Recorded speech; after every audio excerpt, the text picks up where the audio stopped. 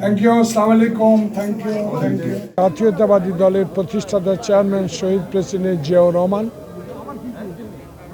আপসীন দেশনেত্রী বেগম খালেদা জিয়া,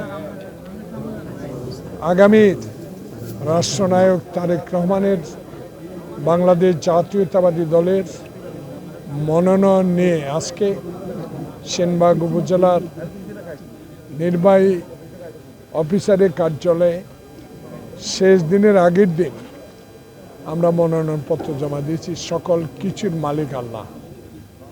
অতএব আপনি যে প্রশ্ন করেছেন, নির্বাচনের ট্রেন উঠে গেছে, নির্বাচনের মনোনয়নপত্র শেষ দিন আর একদিন বাকি। আমি বিশ্বাস করি বাংলাদেশে এই সরকারের অধীনে একটি সুষ্ঠু নির্বাচন অনুষ্ঠিত হবে। নানা রকম প্রতিবন্ধকতার সৃষ্টি হবে, থাকবে, এগুলো উন্নয়নশীল দেশও হয়।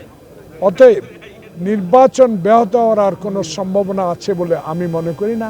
ইনশাল্লাহ দেশে একটি সুষ্ঠু নির্বাচনের মাধ্যমে যারা 16 বছর কোনো ভোট দিতে পারে নাই, তাদের ভোটের মাধ্যমে একটি সরকার গঠিত হবে, যে সরকার বাংলাদেশে গণতন্ত্র, সংবিধান, স্বাধীনতা, সার্বভৌমত্ব রক্ষা করবে। এই আশা নিয়ে আমি আপনাদের দোয়া প্রার্থী। আসসালামু আলাইকুম। হিরন আরও মিনারেল ওয়াটার মাত্র 50 পয়সায় প্রতি লিটার।